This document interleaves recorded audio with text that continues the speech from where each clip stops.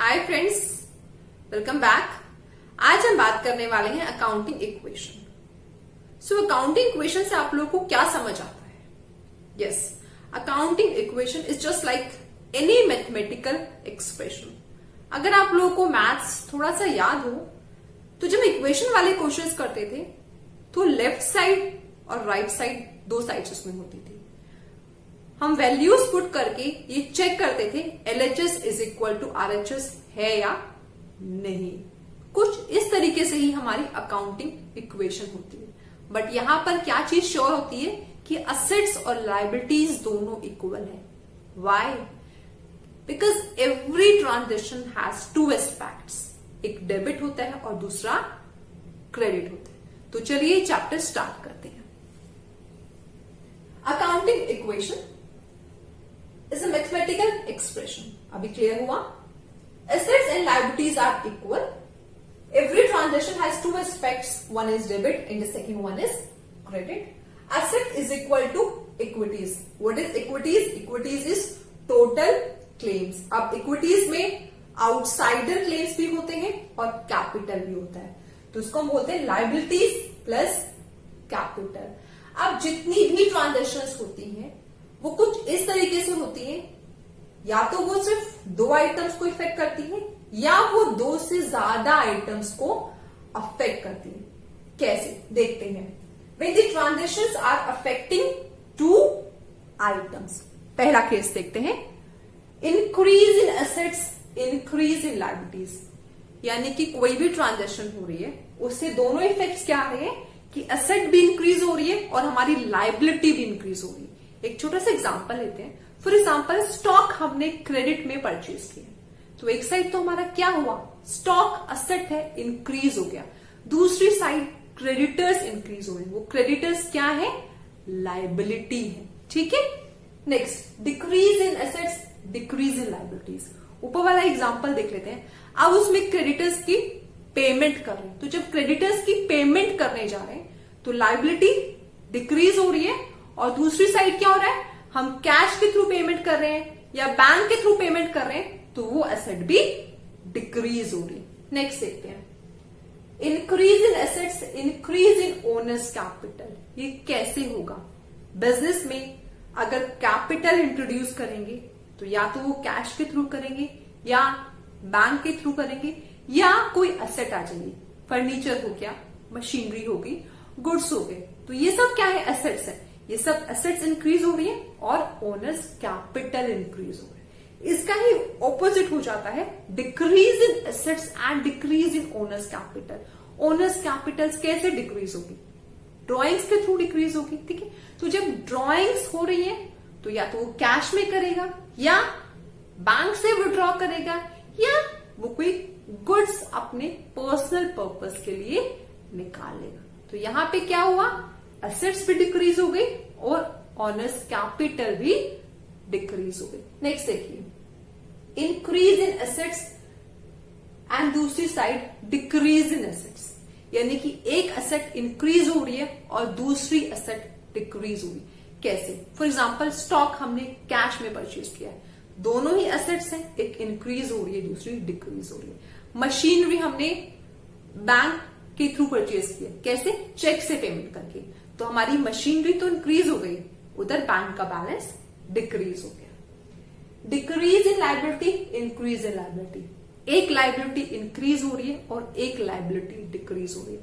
For example, creditors को हमने bill of exchange में कन्वर्ट कर दिया, दोनों ही लायबिलिटीज हैं, एक कम हो रही है, दूसरी ज्यादा हो रही है। अब देखिए, when more than two items are affected. ठीक है। अब दो आइटम्स कैसे अफेक्टेड होंगे? अब हम कुछ भी अगर परचेज करेंगे और उसको सेल करने जाएंगे तो कॉस्ट प्राइस और सेलिंग प्राइस दोनों अलग अलग होंगे। यूजुअली कॉस्ट प्राइस ज्यादा होता है, सेलिंग प्राइस कम होता है। ऐसा नहीं होता ना, क्या होता है, कॉस्ट प्राइस कम होता है और सेलिंग प्राइस ज्यादा होता है। क्यों? भैया प्रॉफिट अर्न करने के लिए बैठे हैं, ऐसा नहीं करेंगे तो प्रॉफिट कैसे होगा? किसी किसी सिचुएशंस में लॉस भी आ जाता है, but What is the main purpose? Main purpose is to earn profit. और profit earn करना है तो कॉस्ट प्राइस कम होगा, सेलिंग प्राइस ज्यादा होगा। ठीक है, तो इसमें देखो जब हमारे स्टॉक जो जा रहा है वो हम कॉस्ट प्राइस पे कैलकुलेट कर रहे हैं, तो एक वाला प्राइस हो गया। ठीक है, अब सेलिंग प्राइस, तो डिफरेंस निकल के आया, या तो प्रॉफिट या तो लॉस। तो क्या क्या चीजें होगी, स्टॉक हो गया, पेमेंट या तो कैश में आ रही है या चेक में आ रही है, डेटर्स आ रही है, कोई भी केस हो सकता है, एक ये हो गया, और प्रॉफिट या लॉस। तो 3 चीजें इसमें इन्वॉल्व हो गई। ठीक है, अभी आपको जब मैं डिटेल में एग्जांपल कराऊंगी तो ये और अच्छे से आपको क्लियर हो जाएगा। अब कुछ और इसमें देखते हैं आगे। आइए बेटा देखिए अकाउंटिंग इक्वेशन हम किस तरीके से बनाते हैं। Left side is assets and right side is liabilities plus capital. जितने भी असेट्स के आइटम होंगे वो हम असेट्स के नीचे लिखते जाएंगे, और जो भी हमारे लायबिलिटीज के आइटम होंगे वो लायबिलिटीज के नीचे। एग्जांपल देखिए, कैश, बैंक, स्टॉक, फर्नीचर, और भी कोई एसेट है तो वो उसी के सामने हम प्लस करके शो कर देंगे। सिमिलरली हम अपना लायबिलिटीज के नीचे भी ऐसे करेंगे। अब इसमें कुछ पॉइंट्स हैं जो आपको ध्यान देने होते हैं अकाउंटिंग इक्वेशन सॉल्व करते समय। ये पॉइंट्स बच्चों को थोड़ा सा कंफ्यूज कर देते हैं।